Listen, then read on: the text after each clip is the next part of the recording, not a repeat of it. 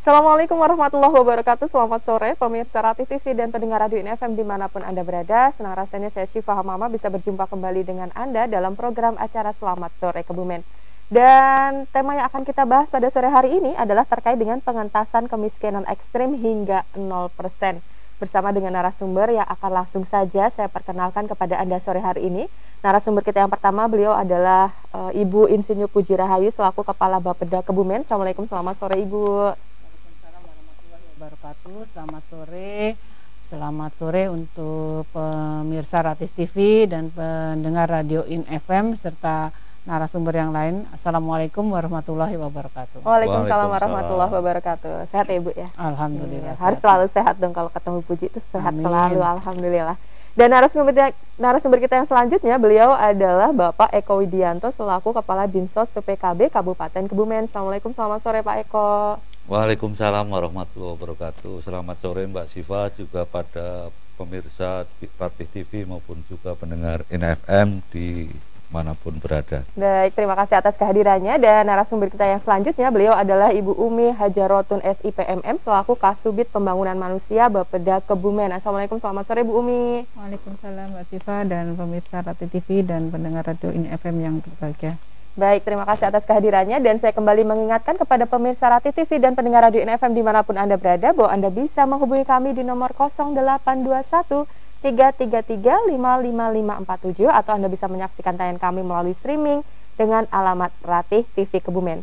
Namun sebelum kita lanjutkan perbincangan kita terkait dengan bagaimana sih sebenarnya pengentasan kemiskinan ekstrim hingga 0%, program apakah itu? Kita akan lanjutkan pembahasan setelah pariwara berikut ini. Tetaplah bersama kami dalam program acara Selamat Sore Kebumen.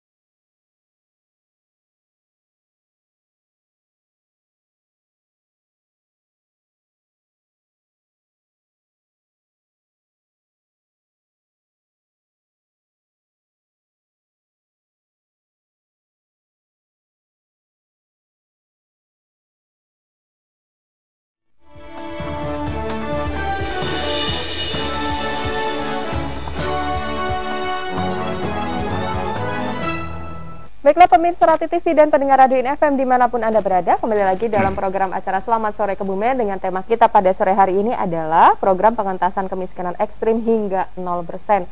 Bersama dengan Ibu Insinyur Puji Rahayu selaku Kepala Bapeda Kebumen, ada Bapak Eko Widianto selaku Kepala Dinsos PPKB Kabupaten Kebumen, dan Mbak Umi Hajarotun SIPMM selaku Kasubit Pembangunan Manusia Bapeda Kebumen. Dan saya kembali mengingatkan kepada pemirsa Rati TV dan pendengar Radio INFM dimanapun Anda berada, bahwa Anda bisa menghubungi kami di nomor 0821 333 55547 atau Anda bisa menyaksikan tayangan kami melalui streaming dengan alamat Rati TV Kebumen. Dan langsung saja kita bahas terkait dengan tema kita pada sore hari ini, Bu. Ke Bu Puji terlebih dahulu deh, Bu Puji.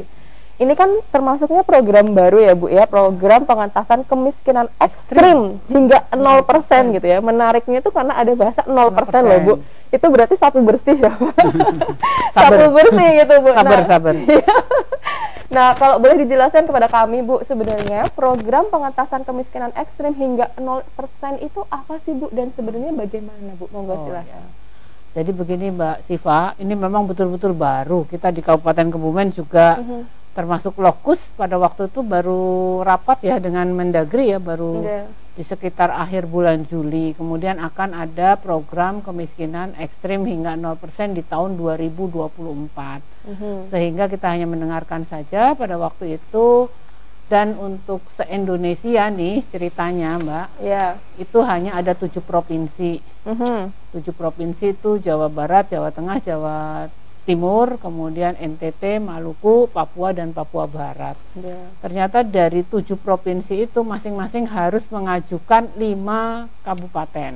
Masing-masing 5 kabupaten. Ya, jadi di Jawa Tengah itu ada 5 kabupaten, Kabupaten Brebes, Kabupaten Banjarnegara, Kabupaten Banyumas, kemudian Pemalang, dan Kebumen. Nah, jadi itu yang kabupatennya. Setelah itu kita rapat bahwa kemiskinan ekstrim adalah orang-orang dengan penghasilan rata-rata sekitar 1,9 US dollar per hari atau sekitar 18.000 ya penghasilannya di tiap harinya itu. Lah kemudian kita juga masih mencari-cari ini kecamatan mana sih sebetulnya yang bisa masuk di Kabupaten Kebumen gitu. Setelah ditunjuk bahwa Kebumen menjadi salah satu lokusnya.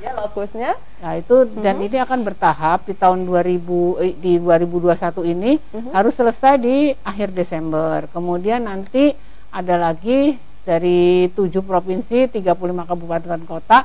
Di tahun berikutnya ada 212 kabupaten kota, terus kemudian di tahun 2024 itu ada 514 kabupaten kota. Oh, berarti nanti bertahap ya. Terus apa sih sebetulnya kemiskinan ekstrim lah? Setelah itu kita masih mencari-cari karena waktu itu juga penjelasan baru sampai dengan penghasilan sekitar 1,9 US dollar per orang per hari. Kemudian kita mengadakan rapat-rapat mencari lokasi yang sesuai dengan yang diharapkan oleh pemerintah pusat. Kemudian kita rapatkan dengan beberapa OPD yang terkait dan akhirnya muncul dengan dipandu oleh provinsi ya Mbak ya, muncul 5 kecamatan. 5 kecamatan di Kabupaten Kebumen ya. Dijadikan sebagai sasaran lokus. Nah itu Kecamatan Karanggayam, Karangsambung, Alian, Sempor, dan satu lagi Sadang. Nah, itu adalah kecamatan sasaran di Kabupaten Kebumen. Kemudian setelah itu kita mengirim data ke provinsi. Lah pada tanggal berapa ya? Ada Pak Menteri Kemendes kalau nggak salah hadir ke sini pada tanggal 30 September. Itu hadir ke sini baru kemarin beliau paparan bahwa sebetulnya itu warga yang miskin ekstrim itu dibagi 2. Oh, dibagi 2. Yang pertama warga miskin ekstrim yang memiliki hampir seluruh kompleksitas multidimensi kemiskinan. Jadi istilahnya sudah miskin, tidak berdaya, hidup sendiri, kemudian nggak punya apa-apa, penyakitan dan lain sebagainya. Itu adalah yang termasuk warga miskin yang harus kita data. Kemudian yang kedua warga miskin ekstrim yang masih dimungkinkan dapat melakukan aktualisasi diri untuk bertahan hidup. Artinya mereka masih mungkin mampu ya, bisa produktif di usia produktif 15 sampai 64 tahun, tapi tidak juga mempunyai penyakit maahun dan bukan golongan difabel. Artinya dia kalaupun misalnya itu masih memungkinkan untuk bisa bekerja. Nah, itulah yang miskin ekstrim yang diterjemahkan oleh Kemendes seperti itu. Nah, kemudian setelah itu dari 5 kecamatan, tadinya kita hanya 5 kecamatan saja diminta provinsi dengan 1 desa masing-masing. Kita rapatkan lagi, akhirnya dapat masing-masing kecamatan itu ada 1 desa. Desa. Nah, terus kemudian ada lagi informasi dari provinsi bahwa 1 kecamatan itu 5 desa masing-masing. 1 kecamatan 5 desa. Jadi sasaran kita sekarang ini ada 25 desa. 25 masing-masing di 5 kecamatan tersebut, 1 kecamatan 5 desa. Lah, inilah yang kemudian kita terus bergerak untuk bekerja sama dengan Dinsos PPKB karena data-data kemiskinan kita itu dasarnya adalah dari DTKS ya Pak ya. Terus kemudian juga yang masuk DTKS dan lain sebagainya nanti biar Pak Eko yang menjelaskan. Dan inilah yang akhirnya menjadi dasar kita di rapat-rapat untuk menyisir seperti yang tadi disampaikan, warga miskin ekstrim yang tidak berdaya sama sekali dan ada yang masih mungkin bisa bekerja. Mungkin itu Mbak. Jadi saat ini adalah program pengentasan kemiskinan ekstrim hingga 0% baru pada tahap data gitu ya, inventarisasi data, tapi sudah dipastikan bahwa dari Kabupaten Kebumen ada 5 kecamatan dan lokusnya 25 desa begitu ya Bu. Baik. Terima kasih Bu. Jadi saya ini baru tahu malah sebenarnya kalau misalnya ternyata ada miskin ekstrim di Bu. Tadi dijelaskan bahwa ternyata miskin ekstrim itu memang betul-betul yang memang tidak berdaya ya Bu ya. Baik, terima kasih. Kayak judul lagu dangdut tuh, aku tak berdaya. Aku tahu. Atau mungkin lagunya Hamdan ATT ya, orang termiskin sedunia lah. Termiskin sedunia ternyata memang ada gitu. Ada. Iya, dan saya ke Pak Eko kalau begitu. Pak Eko sebenarnya data kemiskinan, karena ternyata saya baru tahu ya ada miskin itu miskin ekstrim gitu. Itu berarti miskin yang memang betul-betul tidak berdaya untuk memenuhi kebutuhannya sendiri, bahkan mungkin tidak mampu begitu ya Pak. Pak Eko sendiri kalau di Kebumen sendiri sebenarnya data kemiskinan itu sekarang berapa sih Pak? Karena kan seperti kita tahu sudah bukan berita yang baru lagi bahwa Kebumen itu menjadi salah satu kabupaten termiskin di Jawa Tengah misalnya, salah satunya itu. Sebenarnya bagaimana sih Pak kondisi masyarakat Kebumen terkait dengan kemiskinan? Kenapa misalnya selalu disebut sebagai kabupaten termiskin? Nah, kaitannya dengan program ini sendiri sebenarnya di Kebumen itu berapa persen sih Pak yang misalnya atau mungkin sudah ada datanya yang miskin ekstrim? Monggo silahkan Pak. Terima kasih Mbak Siva menyampaikan apa yang tadi sudah atau menambahkan tadi yang sudah disampaikan dari Ibu Kepala Bapeda terkait dengan penanganan kemiskinan ekstrim dari Dinas Sosial yang dalam rapat-rapat bersama-sama ini mengikuti baik penjelasan dari pusat maupun juga provinsi berkait dengan langkah nanti yang akan digunakan untuk penanganan kemiskinan ekstrim. Disepakati akan menggunakan data DTKS, data terpadu kesejahteraan sosial. Karena di awal juga masih ada pertimbangan-pertimbangan kaitannya dengan data yang sedang dihimpun melalui SDGs. Namun karena mungkin juga untuk data yang sekarang sudah tersedia dari DTKS, kita diminta untuk mengambil data DTKS tersebut. Nah, berkenaan dengan hal itu menjadi tugas dari Dinas Sosial yang memang secara tupoksi kaitannya dengan pengelola data kemiskinan atau data DTKS ini ada di Kementerian Sosial. Sehingga dalam persiapan ini kami dari Dinas Sosial bersama-sama dengan Bapeda maupun juga OPD terkait yang lain, kita melakukan verval data maupun juga melakukan inventarisasi data. Namun sebelumnya kami ingin sampaikan lebih dahulu bahwa kaitannya dengan kemiskinan ini tidak semata-mata identik dengan data kemiskinan. Oh begitu. Artinya belum tentu data kemiskinan yang ada ini di Kabupaten Kebumen sehingga menjadikan Kebumen menjadi yang termiskin. Itu kan ada apa namanya kaitannya dengan kemiskinan secara umum atau makro, dan ada juga kemiskinan yang dilihat secara mikro. Nah ini yang perlu mungkin juga harus dipahamkan oleh semuanya terkait dengan mungkin kaitannya dengan data ini. Nah, kembali pada kegiatan untuk penanganan kemiskinan ekstrim yang tadi sudah disampaikan dari Bu Kepala Bapeda, ini di Kabupaten Kebumen ada 5 wilayah kecamatan, dan masing-masing kecamatan ini ada 5 desa yang ditetapkan. Dan ini pun juga nanti akan terus berproses karena tadi sudah disampaikan, artinya bukan hanya 5 kecamatan dan 25 desa ini, tapi ini tahap awal yang harus dilaksanakan di tahun 2021 ini. Padahal kita tahu di tahun 2021 ini kan hanya 3 bulan berjalan. Akhirnya sudah di itu saja hari ini sudah hampir pertengahan Oktober, artinya sudah tidak ada 3 bulan lagi. Nah, program ini kita belum realisasi di lapangan, tapi ini mungkin persiapan-persiapan terus kita laksanakan.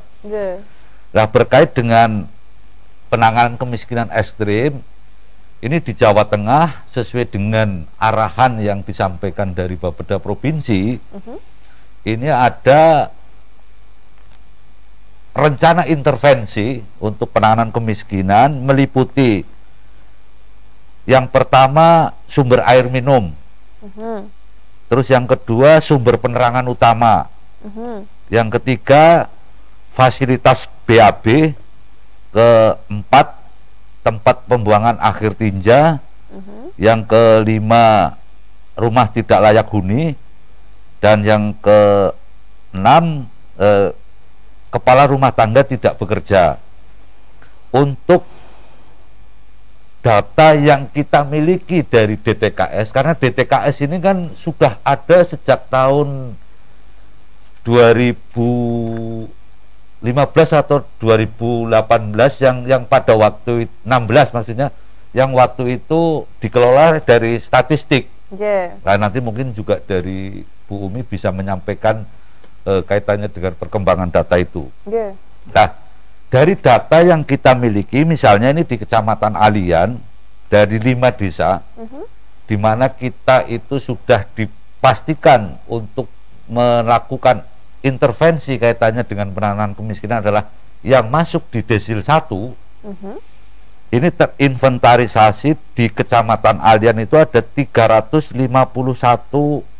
rumah tangga. Terus di Kecamatan Karanggayam ada 456 rumah tangga. Di Karangsambung itu ada 424 rumah tangga. Di Kecamatan Sadang ada 219 rumah tangga. Dan di Kecamatan Sempor ada 582 rumah tangga. Data awal ini kita sesuaikan dengan kondisi rencana intervensi. Ini misalnya untuk Kecamatan Alian, Desa Kalijaya. Dari desil 1 sebanyak 57 rumah tangga yang memerlukan intervensi sumber air minum itu ada 15. Ini data awal. Terus untuk sumber penerangan masih ada 10. Fasilitas BAB ada 24. Untuk tempat pembuangan akhir tinja ada 36. Untuk rumah tidak layak huni yang prioritas 1 itu ada 1, prioritas 2 ada 19, prioritas 3 ada 13. Kepala rumah tangga yang tidak bekerja ada 12. Nah, kita tahu data DTKS walaupun sudah kita lakukan verbal dan juga dilakukan perbaikan terus menerus, ini belum tentu karena finalisasinya ada di Pusdatin Kementerian Sosial. Nah, sehingga kemarin sesuai dengan rapat yang dipimpin oleh Pak Bupati, ada juga dari OPD terkait, dalam hal ini juga dari Bapeda, diminta kepada camat untuk menugaskan kepala desa di masing-masing 25 desa ini melakukan verbal. Lah ini salah satu contoh tadi yang saya sampaikan di Desa Kalijaya Kecamatan Alian. Dari hasil verval yang dilakukan oleh desa yang sudah kita kumpulkan kembali, di mana untuk kebutuhan kepala rumah tangga yang istilahnya memerlukan penanganan sumber air minum, dari 15 itu yang kondisi real di lapangan itu hanya tinggal 3 yang memerlukan. Begitu. Terus untuk sumber penerangan yang tadinya 10 ini sudah tidak ada. Nah ini terus berturut-turut seperti itu. Nah sehingga ini dapat kami sampaikan kaitannya dengan total dari 25 desa di kecamatan. Misalnya untuk sumber air minum yang diperlukan ini tinggal membutuhkan 377. Untuk sumber penerangan tinggal 4. Terus yang fasilitas BAB tinggal 180. Tempat pembuangan akhir 298. RTLH tinggal 7. Yang prioritas 1, prioritas 2 228, prioritas 3 146. Dan kepala rumah tangga tidak bekerja hanya tinggal 157. Artinya apa yang akan kita lakukan di dalam melaksanakan penanganan kemiskinan ekstrim, kita pun juga tidak hanya langsung mengambil data yang ada, tapi kita juga lakukan cross check. Dan ini alhamdulillah keterpaduan yang kita laksanakan baik dengan OPD terkait dalam hal ini Bapeda maupun juga dengan para camat serta kepala desa, terakhir kita sudah bisa sampaikan data tersebut dan sudah dikumpulkan di Bapeda. Nah ini mungkin kaitannya dengan data kemiskinan ekstrim seperti itu. Itu khusus untuk program pengentasan kemiskinan ekstrim yang hingga 0% ya Pak, untuk program untuk yang periode 2021 Mbak. Jadi nanti barangkali mungkin tadi yang angka nggak disampaikan oleh Bu Kepala Bapeda bisa bergerak.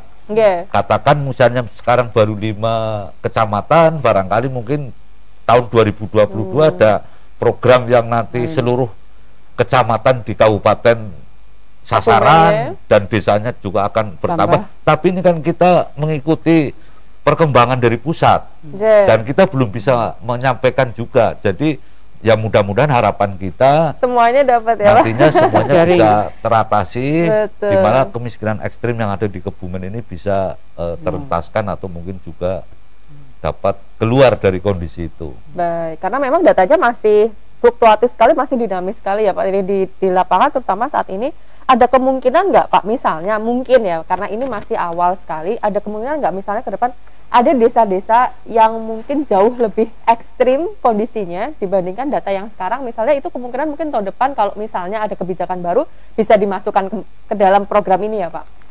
Saya yakin dari Bapeda untuk pertimbangan itu kemarin sudah ada kajian lah, tapi sementara ini mungkin nanti dari Bu Umi bisa menyampaikan kenapa kok kita mungkin pilih 25 desa itu, kalaupun mungkin nanti kecamatan apakah itu sudah istilahnya penetapan dari pusat atau mungkin juga atas pertimbangan analisis data yang ada di kabupaten, nanti mungkin dari Bu Umi bisa menambahkan. Baik, tapi yang pasti kita sekarang mendapatkan alokasi di 5 kecamatan untuk 25 desa. Sehingga inilah yang kita lakukan dulu. Dan itu tidak istilahnya kita itu mempertimbangkan sebetulnya di kecamatan lain juga ada. Ini nanti kita tunggu program berikutnya. Ini kan waktu yang tersisa di 2021 sangat dari informasi awal itu hanya waktu 3 bulan Mbak Siva. Betul, dan memang karena waktunya juga dan kita berdasar pada DTKS ya Pak, karena kesepakatannya tadi berdasarkan data DTKS, sehingga ini karena mungkin Mbak Umi bisa menjelaskan apakah memang karena atas dasar DTKS tersebut sehingga muncul 5 kecamatan tersebut dan 25 desa, mungkin Mbak Umi bisa menjelaskan kenapa alasan dipilihnya 5 kecamatan itu dan 25 desa. Monggo silahkan Mbak. Ya, terima kasih Mbak Siva.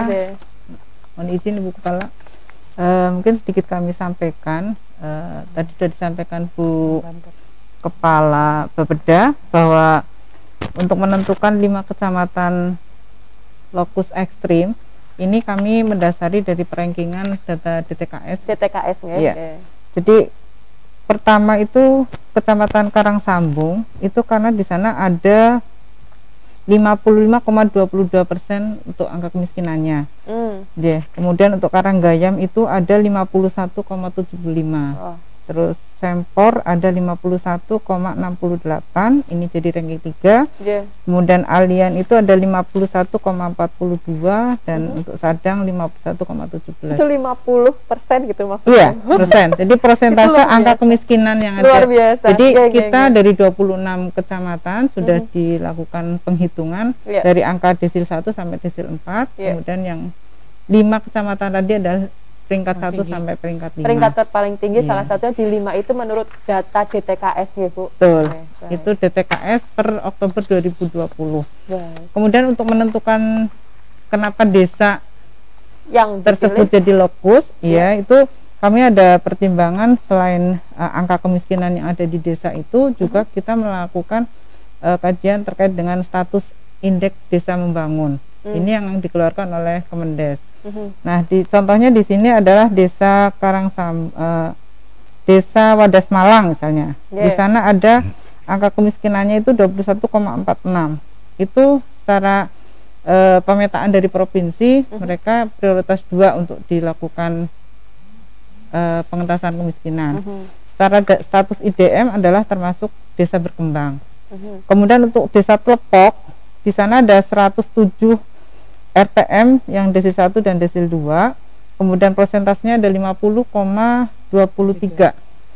Nah, ini status IDM-nya adalah desa tertinggal. Jadi ada desa itu ada status. Jadi untuk IDM itu ada desa tertinggal, berkembang dan maju terus mandiri. Oh begitu. Nah, kalau ini tapi memang ada beberapa desa yang ekstrim juga, maksudnya secara status IDM-nya itu sebenarnya desa maju. Tetapi ini terjadi di Kecamatan Sadang, yaitu desa Seboro. Namun kalau dihitung dari persentase angka kemiskinan di Kecamatan Sadang, Seboro itu adalah yang paling miskin. Ya. Bisa seperti jadi itu? Karena ternyata IDM itu hanya untuk mengukur kemandirian desa. Jadi terkait dengan di sana ada fasilitas untuk perekonomian, misalnya ada bumdesnya, ada banknya, ada pasarnya, dan mungkin ada wisatanya. Kalau Seboro kan memang sudah termasuk maju untuk fasilitas itu. Termasuk untuk pemerintahnya juga lumayan. Tapi terkait dengan masyarakatnya, di sana adalah masyarakat yang miskin gitu. Karena sebenarnya yang jadi pertanyaan adalah sebenarnya disebut miskin itu seperti apa, itu tergantung juga ya Bu dari sudut pandang mana sebenarnya kita memandang kemiskinan tersebut. Itu bisa dibilang kalau seperti variabelnya kan sudah ada tadi bahasanya ada miskin makro dan mikro. Kalau mikro itu ada, kalau terakhir sekarang 14 variabel ya Pak Eko ya, indikator yang bisa disebut sebagai miskin. Betul. Iya. Itu terkait dengan kenapa desa dan kecamatan itu dipilih sebagai lokus. Salah satu tadi yang Mbak Umi sampaikan adalah data-data bahwa hampir 50% ya rata-rata. Ada, iya. Untuk yang kecamatan itu memang rata-rata 50% itu berarti miskin. Bahasa sederhananya hampir separuhnya itu disebut sebagai masyarakat miskin. Wow. Makanya ekstrim. Itu indikatornya yang tadi disebut oleh Pak Eko. Salah satunya adalah misalnya fasilitas BAB, penerangan, seperti apa sebenarnya? Itu salah beberapa variabel yang ada di DTKS untuk menentukan miskin. Sehingga untuk data kemiskinannya itu pakai data hitung ya. Baik, luar biasa. Mbak Umi kalau boleh disambung lagi deh Mbak Umi, nggak apa-apa, terkait dengan tadi kan sudah disebutkan alasan kenapa misalnya memilih 5 kecamatan itu. Sebenarnya tahapan-tahapan penanganannya seperti apa sih Mbak Umi kalau boleh tahu? Nanti sebelum saya ke Bu Puji setelah break itu sebenarnya ada tahapan dong Mbak, karena terkait dengan program, karena ini namanya program ya. Itu apa saja sih Mbak sebenarnya kalau boleh disampaikan? Baik, terkait dengan untuk penanganan warga miskin ekstrim dari Kemendes maupun dari pusat ini disampaikan ada 8 tahapan. 8 tahapan. Iya. Yang pertama adalah terkait dengan pemetaan awal, yaitu terkait dengan data serval DTKS Yang sekarang ini Kebumen sedang lakukan. Awalnya kita hanya memetakan yang ada di DTKS-nya. Jadi dari desil 1 itu siapa sih yang tidak mempunyai fasilitas PAB, tidak punya fasilitas untuk air bersih, penerangan, yang tadi Pak Eko tadi sampaikan ya. Nah, kemudian selanjutnya ada pemetaan warga miskin yang ekstrim itu terkait dengan BNBA-nya, kemudian nanti selanjutnya ada verval lapangan.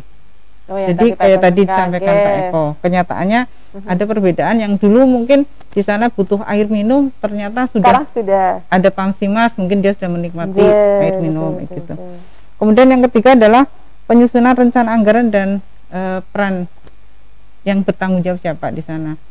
Jadi kami di tingkat kabupaten itu diminta provinsi dari TNP 2K, dari Setpapres untuk memetakan program kegiatan yang mendukung penanganan kemiskinan.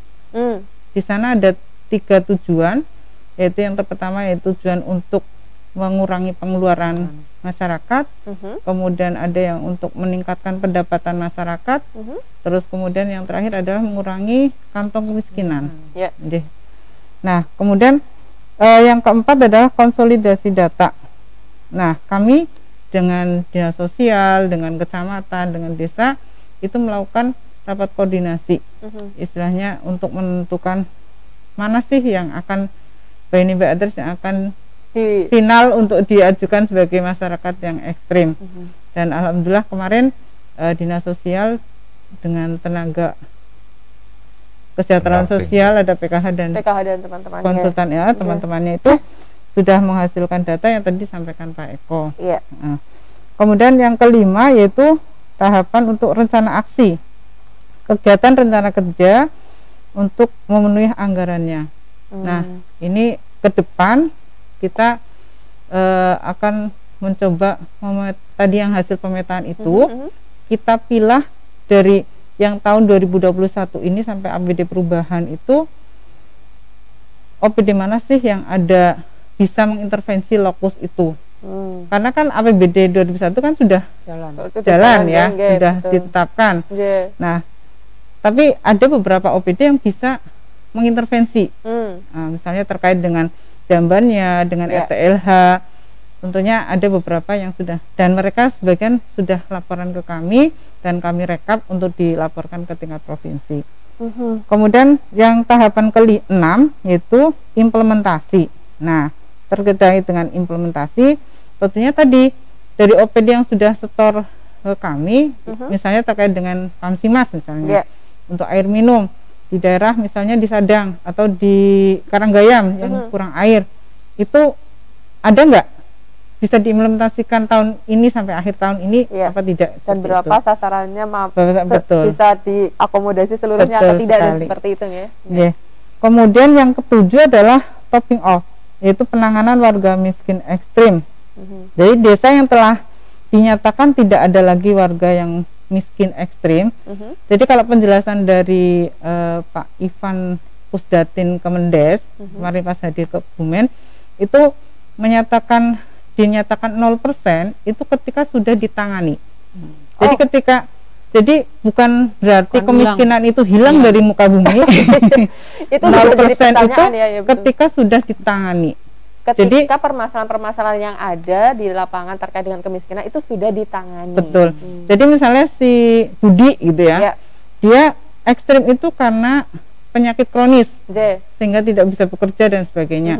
Itu ketika mereka sudah kita bantu fasilitasi kisnya, kemudian kita beri fasilitas untuk berobat, itu berarti mereka sudah 0%. Begitu. Jadi ketika mereka ada yang kurang, tidak punya jamban, dan ketika sudah kita tangani beri jamban dan bisa dipakai, ya itu berarti sudah 0% buat mereka. Itu seperti itu. Kemudian tahapan yang terakhir adalah monitoring keberlanjutan. Nah, harapannya memastikan bahwa tidak ada lagi warga miskin ekstrim di desa itu. Nah, ini tahapan akhir nanti kita di 2021 ketika intervensi-intervensi yang sudah dilaksanakan baik dari APBN Jadi pendanaan sekalian nih Pak ya. Silakan. Terkait dengan pendanaan itu kan tidak hanya dari APBD saja, tapi ada dari pusat, dari APBN misalnya terkait dengan KIS misalnya, atau dengan terkait dengan bansos untuk sembako bagi lansia yang terlantar, tidak ada yang bisa memberi makan dan sebagainya, dapat bantuan dari bansos sembako, program sembako ya Pak. Juga termasuk di sini desa juga kita libatkan untuk mengentaskan kemiskinan ekstrim ini. Termasuk di sana ada padat karya tunai, kemudian ada PLT DD.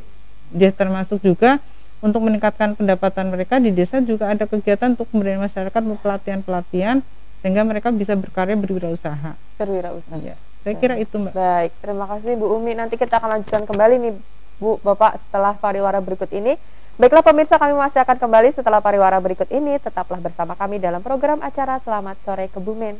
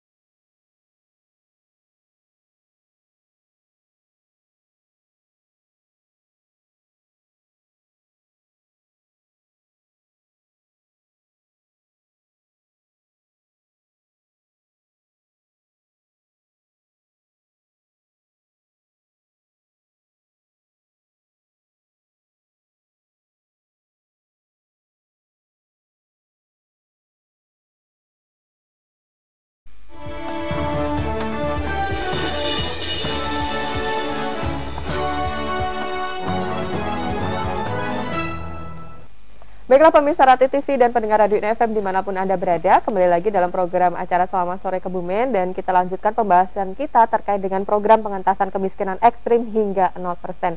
Lanjutkan kembali nih Bu Puji di segmen terakhir, nggak terasa sudah hampir 1 jam nih kita ngobrolin, padahal kayaknya baru aja mulai. Ternyata asik. Ternyata asik kita bahas kemiskinan nih Bu. Ke Bu Puji dan Bu Puji, sebenarnya di Kabupaten Kebumen itu kan kalau misalnya kita bicara soal program pengentasan kemiskinan, bukan satu hal yang baru ya Bu, karena ini sudah berjalan lama begitu ya. Sebenarnya kalau di Kabupaten Kebumen itu pemerintah daerah Kabupaten Kebumen itu sudah melakukan apa saja sih Bu untuk mengentaskan kemiskinan di Kabupaten Kebumen? Karena kan memang itu menjadi salah satu permasalahan utama yang seringkali dijadikan apa ya Bu, isu yang menarik begitu ya Bu untuk dibahas begitu di Kabupaten Kebumen. Monggo Bu, silahkan Bu. Jadi sebetulnya untuk pengentasan kemiskinan ya tadi belum ekstrim karena ekstrim kan masih baru. Ya. Jadi pengentasan kemiskinan ini sudah sesuai dengan visi misi dari Bupati dan Wakil Bupati terpilih. Beberapa saat yang lalu pernah kami sampaikan ada beberapa program ya, contoh misalnya layanan administrasi kependudukan itu juga merupakan salah satu layanan untuk masyarakat miskin di mana mereka kita layani, bahkan didatangi sampai dengan perekaman dan lain sebagainya. Itu artinya kalau misalnya masyarakat miskin sendiri yang harus datang ke kabupaten kan biaya pengeluarannya juga banyak, sehingga itu mengurangi biaya atau beban. Kemudian juga ada beasiswa untuk masyarakat miskin, kemudian juga ada dana desa ya Pak ya yang diberikan untuk penanggulangan kemiskinan, termasuk juga kita ada program lagi untuk menangani permodalan bagi UMKM. Jadi sebetulnya banyaklah masalah itu, yaitu yang langsung dirasakan oleh masyarakat. Kemudian juga ada program lagi di misalnya Banyu Milih, itu program untuk peningkatan produksi dari petani, sehingga program itu menjadi salah satu yang kita laksanakan di dalam pengentasan kemiskinan secara tidak langsung. Kalau petaninya pendapatannya baik kan berarti otomatis juga dia terentaskan dari kemiskinan pada saat panen di musim yang pertama. Jadi ada beberapa ya yang tadi untuk pengurangan beban keluarga, kemudian juga ada peningkatan pendapatan tadi seperti pemberian bantuan modal, terus kemudian ada lagi yang untuk kewilayahan. Contoh misalnya pembangunan jalan, kalau jalannya bagus di wilayah tersebut kan otomatis akan meningkatkan ekonomi atau pergerakan ekonomi di masyarakat. Kemudian juga prasarana umum seperti misalnya penyediaan air bersih, kemudian juga penyambungan listrik, kemudian ada beberapa hal yang memang sudah dilakukan oleh pemerintah Kabupaten Kebumen. Sebetulnya banyak ya Mbak ya, tapi nanti kalau diulang-ulang lagi bosen lah. Mungkin nanti dari yang lain bisa menambahkan terkait dengan program-program yang sudah dilaksanakan untuk penanggulangan kemiskinan, sekali lagi penanggulangan kemiskinan. Apalagi karena sekarang pandemi ya Bu, jadi banyak sekali bantuan-bantuan yang sangat dibutuhkan oleh masyarakat.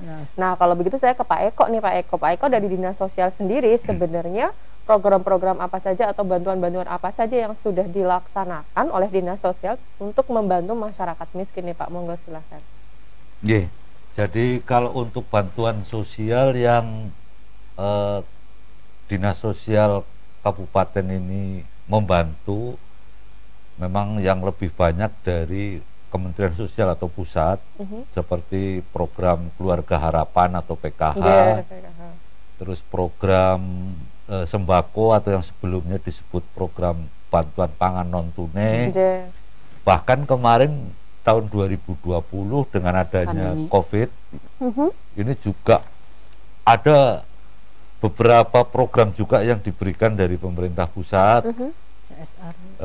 seperti bantuan sosial tunai, terus juga adanya bantuan perluasan program PKH dan juga program sembako, terus juga masih ada program bantuan beras dan juga JPS. Bahkan di tingkat kabupaten juga menganggarkan untuk keperluan itu, walaupun ini terkait dengan kondisi adanya COVID-19. Dan untuk bantuan dari Kementerian Sosial atau bantuan yang dari pusat, kalau kita lihat data yang diberikan ke Kebumen seperti PKH ini untuk periode April sampai Juni 2021, SP2D atau mungkin yang menerima untuk warga masyarakat di Kabupaten Kebumen itu ada 70.502 rumah tangga. Adapun untuk program sembakonya ada 118.419 rumah tangga. Nah ini belum tadi yang lain-lain, tapi ini mungkin yang reguler aja lah. Sampai dengan saat ini masih berjalan. Dan masih berjalan hingga saat ini ya, masih, Pak ya? Masih. Baik. Nah, di luar itu di APBD Kabupaten tadi juga dari Kepala Bapeda juga sudah sampaikan di anggaran yang disediakan oleh APBD yang dikelola oleh Dinas Sosial sendiri juga ada.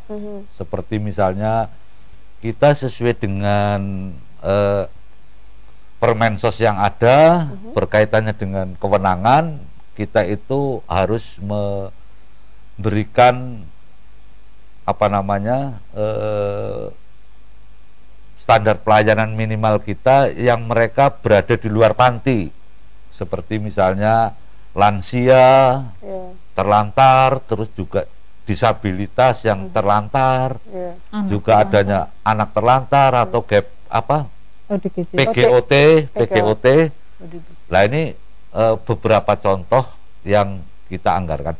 Di luar itu Mbak Siva, ini juga masih ada bantuan dari pemerintah pusat yang leading sektornya tidak di sosial, seperti mungkin Kartu Indonesia Pintar, mungkin juga kaitannya dengan KIS. Ini kan kita hanya kaitannya dengan KIS memberikan rekomendasi aja untuk apakah yang bersangkutan masuk DTKS atau tidak. Kalaupun nanti mungkin belum masuk DTKS, apakah ini memang warga yang benar-benar layak untuk menerima. Lah sehingga kaitannya dengan jumlah bantuan tadi seperti Kepala Bapeda sampaikan, programnya memang sudah cukup banyak. Kalau dilihat dari jumlah penerimanya juga sudah cukup banyak. Lah ini tinggal kaitannya dengan kondisi kemiskinan ini mungkin kalau pertanyaan sekarang Kabupaten Kebumen menjadi kabupaten yang termiskin, tapi kalau kita bandingkan penerima bantuan yang diberikan ke Kabupaten Kebumen itu seharusnya ada yang lebih banyak melebihi dari Kebumen. Nah ini kan tadi bahwasanya tidak otomatis kalau bantuannya banyak atau jumlah warga miskin yang terdata itu banyak, itu akan otomatis menjadi termiskin. Jadi ini hanya sebagai satu gambaran saja, sehingga nanti dari mungkin pemirsa maupun juga pendengar ada semacam satu gambaran terkait dengan kemiskinan secara umum ini. Baik, itu aja. Jadi memang banyak sekali ya bantuan-bantuan yang sudah diberikan kepada masyarakat ya Bu, dan itu juga tidak hanya dari dinas sosial tapi juga dari pusat dan dari dinas-dinas lainnya, OPD-OPD lainnya juga memberikan sama program-programnya. Nah, ke Bu Umi nih, Bu Umi terakhir deh, Bu Umi boleh disampaikan terkait dengan kan itu desanya sudah terpilih nih Bu ya. Apa saja yang harus dilakukan oleh desa dan harapannya apa nih terkait dengan program ini, sebelum saya ke Pak Eko dan Bu Puji untuk harapan terakhir, monggo silahkan. Terkait dengan desa ini kami berharap terkait dengan data, mereka sudah melakukan verifikasi data DTKS ya. Jadi sudah terlihat secara real di lapangan mana yang perlu diintervensi dan apa yang perlu diintervensi. Kemudian yang kedua itu perlu mengidentifikasi terkait dengan kegiatan dan anggaran yang ada di APBD desanya yang sudah ada 2021 ini dan rencana 2022. Jadi harapannya mereka bisa mendukung, baik yang bisa mengurangi pengeluaran masyarakat, kemudian bisa meningkatkan pendapatan, maupun tadi yang mengurangi kantong-kantong kemiskinan di wilayah itu. Kemudian selanjutnya desa juga perlu mengidentifikasi potensi. Tidak hanya masalahnya saja yang digali, tapi potensi misalnya di sana ada ubi kayu. Nah, berarti mungkin APBD-nya bisa membantu untuk pelatihan masyarakat bisa memproduksi ubi kayu dengan harga yang lebih bagus, misalnya terkait diolah jadi oyek yang di-packing dengan kualitas yang bagus, kemudian jadi lanting-lanting yang bermerek ibaratnya seperti itu. Udah ada packaging, iya. Bu, ya? Kemarin sudah kita pamerkan sampai ke Pak Wapres. Dan kita bawa sampaikan ke Pak Wapres kemarin. Ada kopi gemplong Karanggayam, ada jahe Karang Sambung, dan termasuk juga kemarin dari Seboro ada tenun ya Bu ya. Kita pamerkan. Luar biasa, tenunnya bagus. Iya, ada tenunnya bagus. Saya ambil satu. Itu terkait dengan identifikasi potensi. Jadi harapannya itu bisa meningkatkan pendapatan masyarakat dan mengurangi yang ekstrim-ekstrim itu. Kemudian selanjutnya desa juga diharapkan bisa melakukan inovasi. Dalam hal ini inovasi apa yang perlu ketika masyarakatnya ada yang ekstrim seperti itu. Mungkin bisa menggandeng CSR atau pengusaha-pengusaha yang ada di situ, orang-orang kayanya didata jadi donatur istilahnya. Kalau dicontohkan kayak yang sudah terjadi di Sempor itu ada berjirung bersedekah gitu ya. Jadi tidak hanya mengandalkan APBD saja, tapi masyarakat ikut semuanya, ikut nyengkuyung. Jadi setiap Jumat ada kotak yang beredar. Nah itu nanti hasilnya bisa untuk menyantuni mungkin lansia terlantar atau anak yatim yang ada di situ gitu. Oh begitu. Jadi itu yang sudah terlakukan di Sempor. Iya. Kemudian juga desa mengoptimalkan anggaran desa ini benar-benar bisa untuk penanganan kemiskinan ekstrim. Tidak salah sasaran lah intinya seperti itu. Harapannya seperti itu. Itu mungkin yang bisa kami terima kasih nih Bu Umi. Tidak terasa karena waktunya sudah, ini harusnya mungkin 3 hari ya Bu Puji. Kalau 1 jam kurang. Jadi dari radio, televisi dan betul. Mungkin sedikit deh Bu harapan terkait dengan terlaksananya program ini apa Bu kedepannya, singkat saja Bu Puji dan Pak Eko deh tadi karena Bu Umi sudah menyampaikan harapannya Bu. Monggo silakan. Jadi harapan kami karena ini memang program pemerintah pusat, apapun yang sudah diperintahkan oleh pusat ini harus kita selesaikan. Artinya di Kabupaten Kebumen sendiri sebetulnya ada potensi yang tadi disampaikan oleh Bu Umi, harus kita gali. Kemudian kita harus menyelesaikan kemiskinan ekstrim ini di tahun 2021. Bukan kemiskinannya itu 0, tetapi kemiskinan ekstrim ada yang sudah kita lakukan untuk dientaskan seperti itu. Baik, permasalahannya dibantu begitu ya, dibantu, Bu ya. Tidak hanya dari pemerintah pusat, kabupaten, desa, tapi juga dari donatur-donatur lainnya yang ada di Kabupaten Kebumen. Pak Eko, singkat saja Pak Eko, monggo silakan.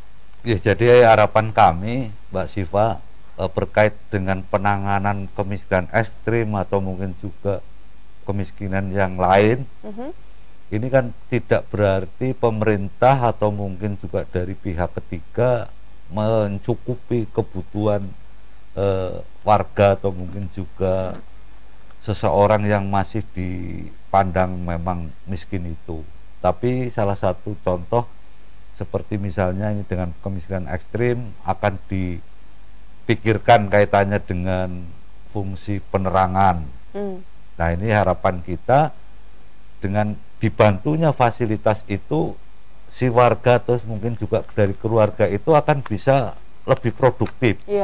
Jangan sampai dianggap bahwa yang namanya kemiskinan ya seumur hidupnya diberikan santunan. Ini yang mungkin harus kita menerima saja nanti jadikan gerakan bersama-sama untuk memahamkan kaitannya dengan penanganan kemiskinan.